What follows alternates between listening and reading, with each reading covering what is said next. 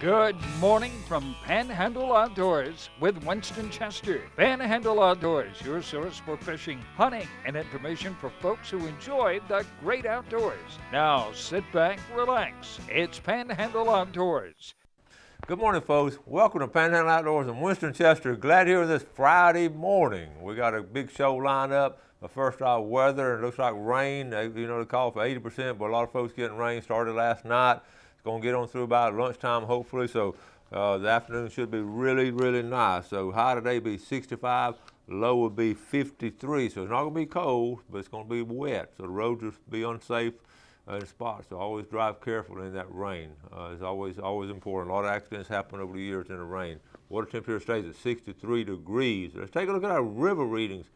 I know a lot of folks headed the river this weekend. Interesting, both rivers are going to do the same. They level out. Apalachicola Bluntstown is at 14.5. It's not going to be dropping. It's not going to be rising. It's just going to be sitting at the same level now for a couple of days. That's good news to a lot of fishermen. And the same thing on the Choctawhatchee at Caryville. It's at 10.4, and it's not going to do much movement on it. So that's interesting enough. Both our rivers are just sort of level out, and it's going to be some really good fishing over the weekend. So I've been. We're going to try to go. We're going to try to get down to do some ditch fishing and all, see what we can do. All right, tide chart brought to us by Kent Forest. Oh, by the way, our river readings are always brought to us by Watson's Landing Marina and Dry Storage. Sometimes I fail to mention that. Those good folks over there, and we appreciate them sponsoring that little spot for us, okay? Now, let's take a look at the tide chart brought to us by Kent Forest Lawn. And we talked about it all week. We're in these little neat tides. We got a 0.4 foot movement high. Basically at 12:37 last night around midnight. Low this morning about 9, then it'll be coming in again this afternoon about 5. But like I said, not much movement, but the wind is going to be coming out of southwest at 10 to 20. It's going to be really blowing, so it's going to be choppy out there if you plan on doing any of that. So that takes care of all of that. But let's take a look at our fishing game times in this segment here brought to us by Mark Cowart of Scamps Real Estate. 4:24 to 6:24, right in the middle of it right now. And this afternoon, 4:50 to 6:50, that 2-hour block right there. It'll be a good time to go. Tell your boss you want to get off early on Friday. You got to go fishing or get up in our tree stand. All right? Take a break and we'll be right back.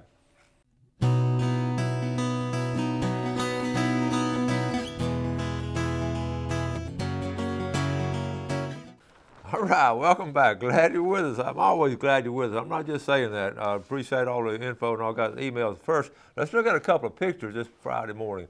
Check this one out. I always trying to teach my class something different and or something new, and they didn't know this. So when Michigan was a young territory, deer were so common and hunting such a part of life, deer skins or whole deer were used as money. A deer carcass was worth $1, and hence the dollar became known for what it was worth, a buck. Did you know that? If now you go tell somebody at work you learned something off Panhandle Outdoors today. All right, let's take a look at some really nice pictures. Not many of them, but some real quality fish. Check this out. This is a nice fish. This is off the Bailey Bridge. Okay, now he's fishing from a boat. He was back to Bailey Bridge, Waldo Wind. Had on Panama City fishing up in Southport. Really, that redfish. That's a nice, healthy redfish. But this was Tuesday. Okay, good job there. And then our next picture we got right here. Do y'all recognize this young man? How about the retired Captain Ken Paramore? He got him a good one the other afternoon. I think it was a morning shot. I believe it was a morning shot. Good job, Ken. He got a big old smile on his face. He got a smile, and the buck don't have that smile though. All right. This sent to us by Mitch Coleman. We're talking about an amberjack. It's been really strong this week. This one of Mitch's trips, and we're going to talk about this picture later on in our fishing forecast for the weekend. Now, this little announcement here, this sort of sneaking up on us. I don't know a lot about it. This is an outdoor recreation workshop up here in the Panhandle. It's going to be Monday night Monday during the day from 9 a.m. to 3 p.m. And basically, there are going to be presentations on the health and economic benefits about recreation outdoors. And boy, that's something we've been preaching a long time. I'm glad to see some other folks are taking a look at that. It's going to be at Gulf Coast College. It's a workshop. It's free, and you call out there and do lunch on your own. But that's going to be interesting. If I had the day off, I'd love to go to that and see what's going on. So anyway.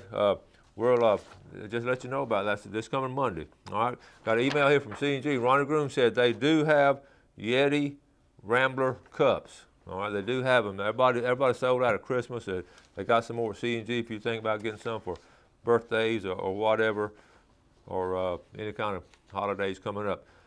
All right, here I got several emails. I don't know if I'll get through all of them. Here's one right here. Hey, Winston, my husband and I watch your show daily. I love reading these emails. He talks about you to everyone that fishes. We visit almost all of your sponsors and also have your book. I appreciate both of those items. Please enter me, D. Lane Barnes, and my husband, Stan Bourne, not Barnes, Bourne. We're looking forward to an awesome fishing year. By the way, we do have a question. Will the red tide this year affect the quality of fish that we will catch? Okay, and also, please let me know if you received this. Thank you, Winston, and Happy New Year's. D. Lane and Stan Bourne. I love the name D. Lane. I have a cousin since we were little. D. Lane, she lives at Blue Creek outside of Hosford. So D. Lane, that's a word you don't hear a lot of, but it's real pretty. I ran the report on the red tide. Take a look at it right now. We have no red tide here in the Panhandle. This is good. No red tide. And I emailed her back last night. The jury is still out as to whether the effect of red tide. One good thing, I told her we had some kills, but we didn't have a massive fish kill. It was a long, drawn out red tide, and it was spotted all over, but we didn't have that really huge, massive kill. But what's going to happen, it just remains to be seen. The jury's still out, and we'll know. It's going to have a little bit of effect, but I don't think it's going to be a huge negative effect because there's a lot of fish in the sea, and we're going to be we'll be checking on it though. Okay. All right, now I've got a lot to do. I want to add these names. I got some more emails. I'm going to have to just get those later because I want to get these names in here before we do a drawing. Edsel Swearingen, Panama City. Willahima Swearingen, Panama City. Good to see y'all. Johnny Alderman Chipley. June Alderman Chipley. Mariel Kirkland. Ken Kirkland over there in Lynn Haven. Stan Bourne. D. Lane Bourne. And I thought I had some more. You see them? I got some more. All right, we got to get them all in here now. Ron Hahn, Southport. Allison Fohan, I'm in a rush. Allison Fohan, Clark Fohan. Good to hear from y'all. Joyce Adams, Defuniak. Tom Adams, Defuniak. Martha Harrison. And Ronnie Harrison, good loyal viewers here. Rosalind Nichols. Rudolph Nichols, David of Southport, David Vest, Panama City, Milton Prescott, Graceville, Brian Petty, Defuniak, the Petty family, Lindell Petty, Defuniak Springs and Howard Creek, Harold Petty, Defuniak Springs and Howard Creek. All right, I believe we got them in here now. I'm gonna intro the next segment because we got to move on. The next segment now. Remember, we did the show yesterday, a fascinating show with Sheriff Lavelle Pitts. The book, Umbrellas Make, okay. We just ran out of time. We didn't run long enough. So we just took. It's our show. So I asked him if he'd just during the break. I said, we just stay on to do one more segment. So Jeff taped a segment from yesterday so we could finish up because the last part of it was about working. On Marine Patrol and during the drug heyday, and he was right in the forefront of law enforcement, and a fascinating part of the book. And by the way, he and Sally Joe asked me to tell y'all that the proceeds from this book goes 3 places to charity. The Taunton Children's Home in Weewall, y'all know about Judge David Taunton and his family run that children's home. Also, the second place, Junior Deputies, and the third place, Project 25, which is their little organization for all charity. So what a great story. So run down, they have this Grand and Cran Trails, tell them you saw it on Panhandle Outdoors. And so anyway, I'm going to draw, and then we're going to go to that segment, then we're going to come back and do the fishing report, okay? Or I'll tell you what, I'm going to wait and draw, make sure at the beginning of the fishing report, okay? So we're going to go ahead and take our break now, and then come back and watch the conclusion of yesterday's interview, and then come back for this. Be right back.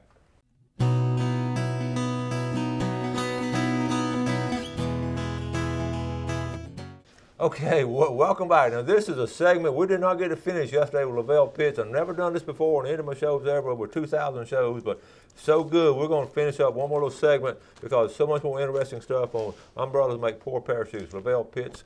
So we're just going to continue where we left off yesterday. Lavelle, we were talking about, okay, you're working with the Sheriff's Department, and then you go to Springfield. Doc Daffin gets out of office, and so quickly let's get to some of the things you did, because I want to get to Florida Marine Patrol. Well, I was working at the Sheriff's Office, of course, when Doc Daffin was indicted, and then he told all of us to leave with him, and if we did, we'd come back with him, because he said, I'll beat it. Well, no doubt in our mind he would beat it, but I needed a job, so I stayed until 2 or 3 of us did.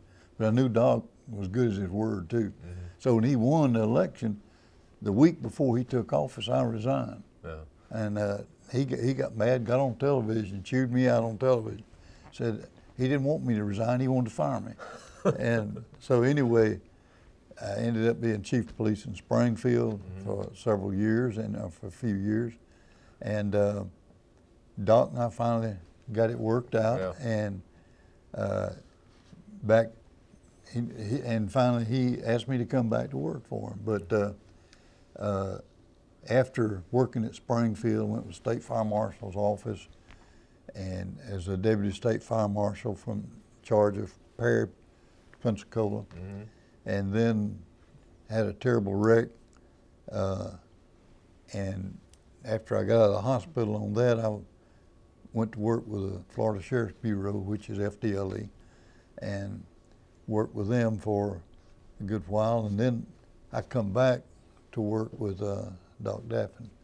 And then I was offered a job as chief of detectives for the Leon County Sheriff's Office, and I took that. But I believe before I went in there, I talked with Harmon Shields, who owns Superior Dry Cleaning here, and he was the head of Florida Marine Patrol, Department of Natural Resources. And he come up with probably the best idea that I thought had come up in the state of Florida. He said, what if we develop a team of investigators to work on drugs being shipped into Florida? There's a lot of drug problem, and that was back in the 60s and 70s. Yeah, he said, I understand there's a lot of drugs coming in. I said, I'm sure they are. But anyway, as a result of that, I picked 5 guys from around the state, and we went into drug training. I got with DEA in Washington and Customs in Washington, and they were all for it because we had boats and airplanes, with Marine Patrol. And it turned out to be the first big load we got was Christmas Eve over on Intercoastal Waterway, and one of my old buddies, Parky Raphael, had a barn full, and I thought it was hay. We walked in the barn, and I mean, it looked awful different than the hay I knew about on the farm, and the smell was terrible. And I went over and started pulling off, and it was marijuana in bales. That's a barn full of it. 26 tons, I believe it was. Yeah. And that's what they were doing. They were using those shrimp boats, and you described it in here how they did it. I didn't know all the intricacies, but these boat captains, they knew their boats, and they could find those spots. And a lot of boat captains, and this one not just here, but all over the state they were doing this. All over the state of Florida, it was coming in. And you worked the whole state. And then you talked about down in the Everglades, the planes were flying in up here, the DC-3s. They just gutted them and full of drugs. It was amazing how much drugs were coming in here. It was. They would. They'd go out west and buy these old surplus DC-3 airplanes. Yeah. And tune that thing where it could fly a little bit, and they'd fly over and get a load of dope, and they'd fly back and land in the Everglades, and they'd have airboats waiting to come out and pick up the load. And they let that old DC-3 sitting there because it paid for itself. Made enough money, And you talked about the Sandy Creek murder trial, and I felt the same way about it. Old David Goodwin, he just he took the blame for a lot of folks, I think. You said that as a law enforcement guy. That was a rough deal on him. It really was, and I'm still hoping that they'll let him out of prison. And we're gonna wrap it up. I want to. This is y'all get this book, Grand Cantrell's. Run down and get it. You're gonna enjoy reading it. So much in here, and I want to thank you for coming on the show. But one thing that always stood out from page 1 to the last page is your faith, and how strong it is, and how it's gotten you through. Because you've been shot at a lot. Well, yeah, and you know, I used to think you could not be a Christian and be a police officer for what we had to go through. But I come to realize, how can you really be a good police officer unless you are a Christian? Yeah. And in writing this book and going back, and after my wife proofread it and go back and read it again, and it brings to light so many times I come so close. Wow. When I thought, boy, I was lucky. That wasn't luck. God took care of me, just like in the drugstore down there when I was held as a hostage, you know. And it's a bad feeling when a woman high on drugs got a pistol cocked and hold it upside your head. You know, a lot of things go through your mind. But you're a survivor. Your faith got you through here. I want to thank you for sitting down and taking the time. And for Sally Joe was a lot of help. And without my wife, it could have never been done, because she was the driving force behind this. Every time I slowed down, she said, "You need to work on your book." And she's a retired counselor at Bay High School, and so I'm real proud of her. Well, thank you so much, and I appreciate you coming on and enjoy talking with you. Thank you. I enjoyed it. We'll see you again later, folks. Y'all get this book, and I'm going to take a break and be right back. We're going to talk about some fishing. All right, welcome back. I know you enjoyed that segment, so that's going to, we appreciate Sheriff Lavelle Pitts coming on the show and all, and he's an outdoorsman himself. They live up at Bayou George. He still fishes and got his grandkids coming up there fishing, so that was nice. Hope you enjoyed it. Now, let's get to our fishing forecast brought to us by Tarpon Rock Seafood. Now, look, first thing to do, let's draw the names. I told Jeff, I think we've already got more names this month than we did all of last year, so y'all keep the names coming in. The winner of the $20, going to be somebody just entered, and the winner of the $20 gift certificate is going to be Mary Melvin, Bayou George, $20 one, and then the big red snapper. And boy, that'd be good this weekend, our 3-day weekend coming up. And the winner of the big red snapper is Krista Powell. So we had 2 ladies winners. Okay, good job. Now let's move on. Let's take a look at a picture. This goes along with the email I was mentioning a while ago.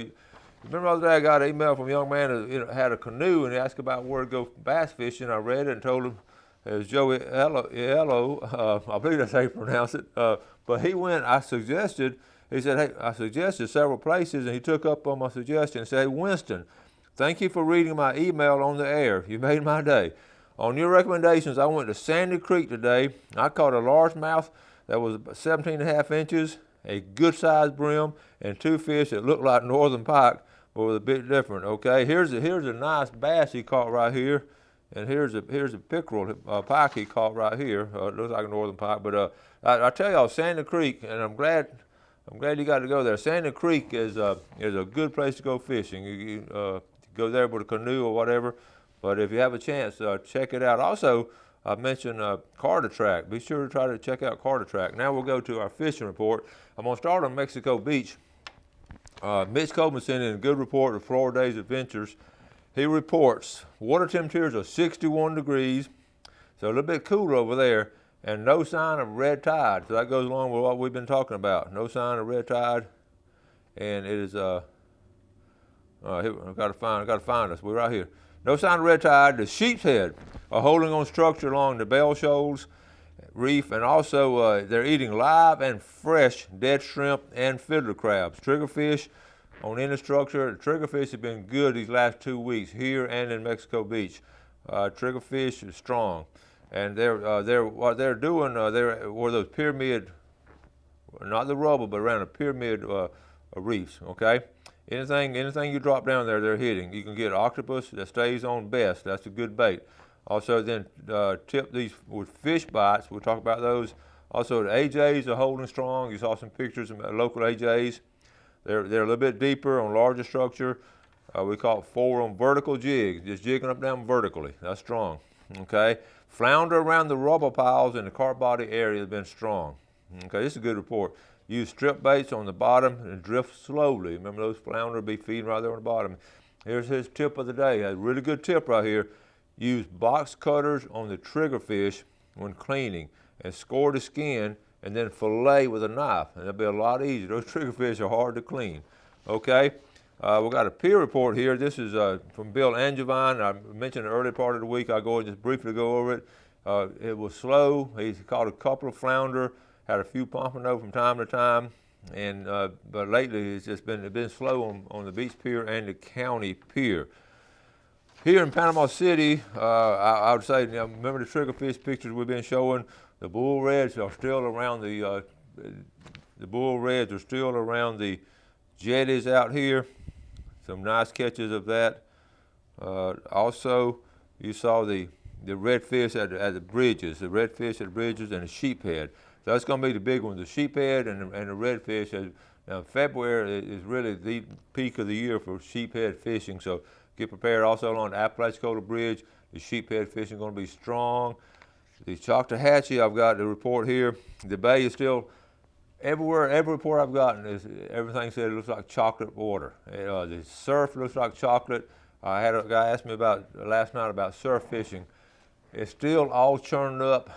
Whiting are good in the surf. All at the west end, the only thing I've heard is some whiting bites out there on Cape San Blas. Hope to check it out again this weekend. There's going to be some whiting there, but the surf is still churned up. We just had a lot of rain, and we had a lot of wind and choppy water. So, but don't let that discourage you. There's still fish out there. They got and they're going to eat. So let that be a part of your day to try to get out there.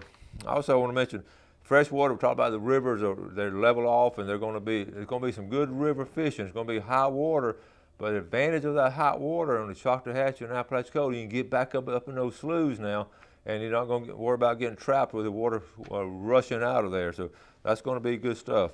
Let's see, a couple of other things. The pier report, like I said, I just went over that. Apalachicola, the Carabel, they're the same thing now. They've got some dirty water, but they are catching some trout and redfish. But the river, that's a tannic colored, the Carabel River, sort of tannic colored coming out of Tate's Hell. But it's real dark. But I like fishing dark water up in there, so it's going to be some good fishing there because it's going down there too, okay?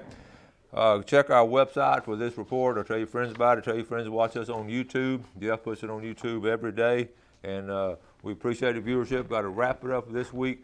Had a good week, and I appreciate y'all taking time to watch the show. Appreciate all the emails and people entering and all, and we're going to be giving away all kind of prizes. So y'all make sure you have a great weekend. Always make the outdoors part of your weekend, and along the way, always do something good for your fellow man. You have a great day, and God bless.